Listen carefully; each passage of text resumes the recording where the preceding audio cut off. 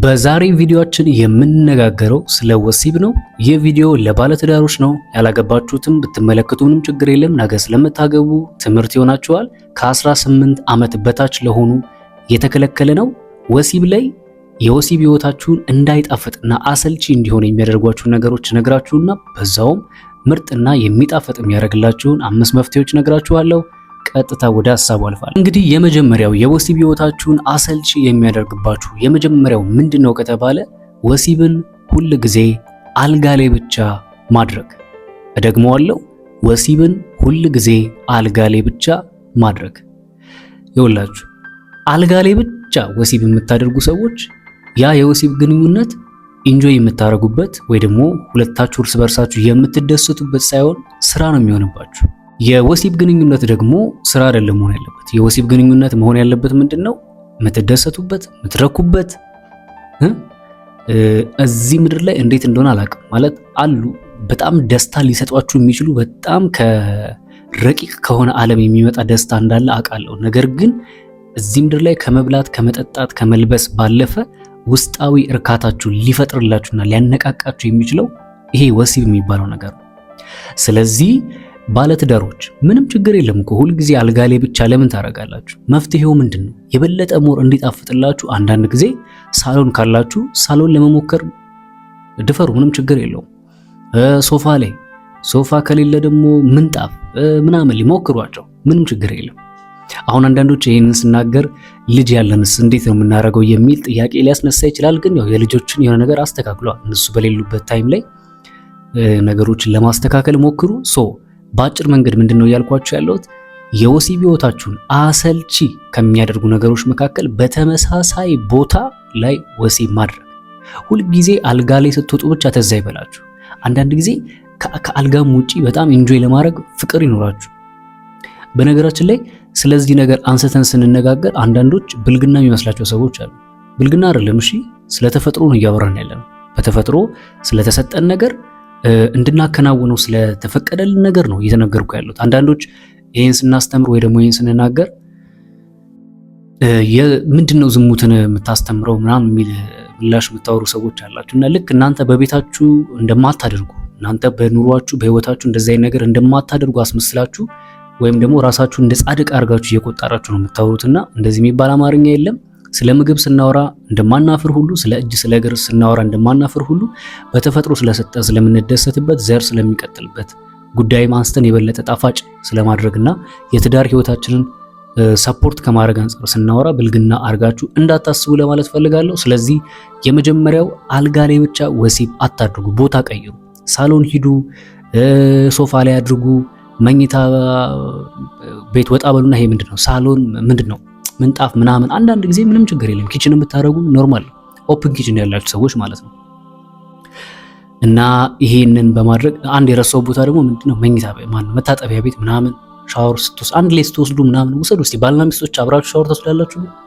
በዚህ አጋጣሚ ሻወር አብራችሁ ትወስዳላችሁ? እርስ በርሳችሁ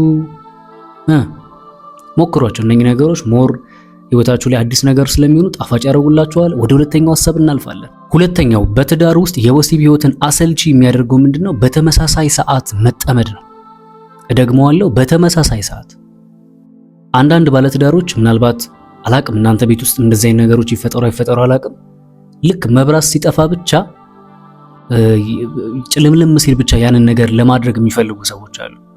ይሄ የብዙ ሰዎች ችግር ነው በነገራችን ላይ። ለምንድን ነው እንደዛ የምታደርጉት? ሁልጊዜ ማታ ማታ ብቻ የምታደርጉት ለምንድን ነው? አይ ነው ይገባኛል። ህይወት በራሷ ሩጫ እንደሆነች አውቃለሁ። ኑሮን ለማሸነፍ በጣም ቀን ቀን ይሰራል፣ ማታ ማታ ነው የረፍት ጊዜ፣ ይገባኛል።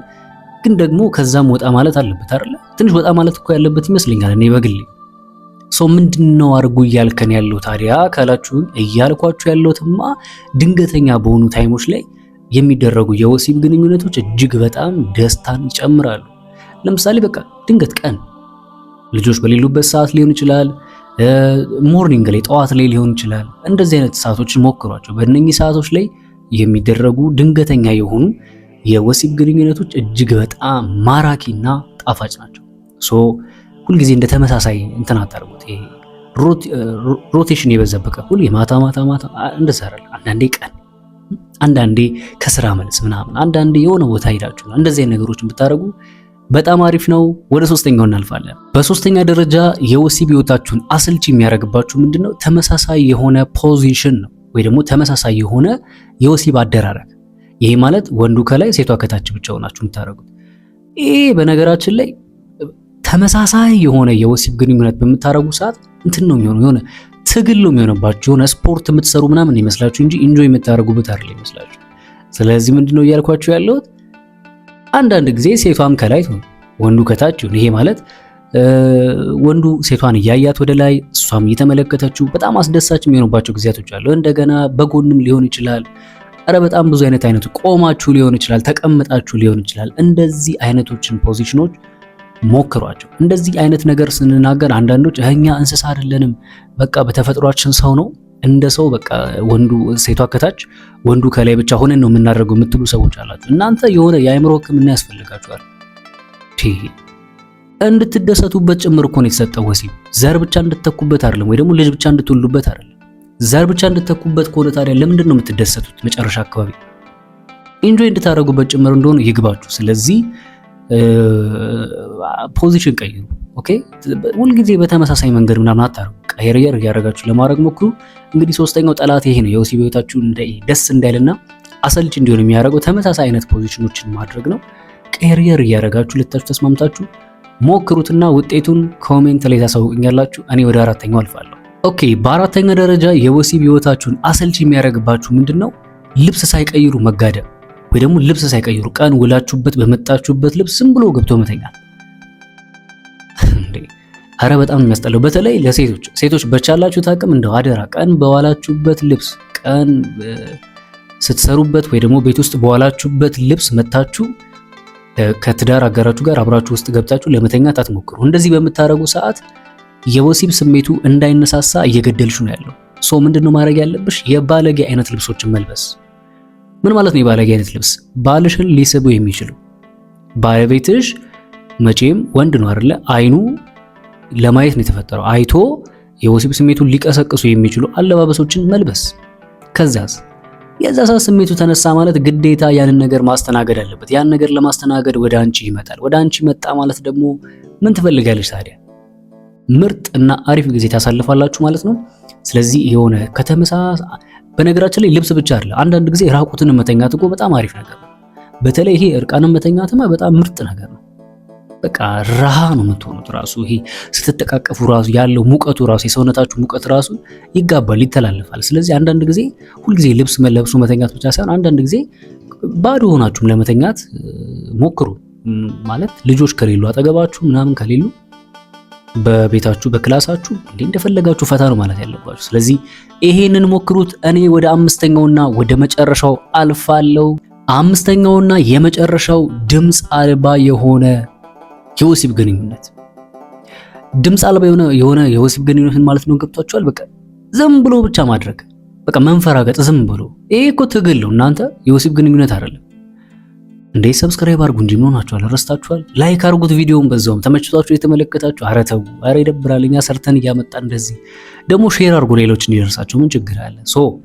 ብቻ ወደ አምስተኛው ስናልፍ እንዳልኳችሁ ነው ድምፅ አልባ የሆነ የወሲብ ግንኙነት አታርጉ። እሺ በቃ ፈታ ብላችሁ ለቀቅ ብላችሁ የሆነ እንዲህ ስታረገኝ ደስ ይለኛል ወደድሽው አይነት ነገር እያወራሃት አንቺም ቢሆን ተመቸኝ እንደዚህ ወዳለ ይመቸኛል ምናምን የሆነ ደርቲ ቶክ አይነት ነገሮች እያወራችሁ ነው እንጂ ማድረግ ያለባችሁ በፍጹም የሆነ ለጋማችሁን ዝግት አርጋችሁ ብቻ የሆነ ከላይ ብቻ እንደዚህ የሆነ ትግል ነው የሚሆነው። እንደዛ ይሆናል። ስለዚህ አውሩ፣ ተነጋገሩ። ምናምን እንዴት ትወጃለሽ፣ ተመቸሽ፣ እንዴት ነው ምናምን በላት።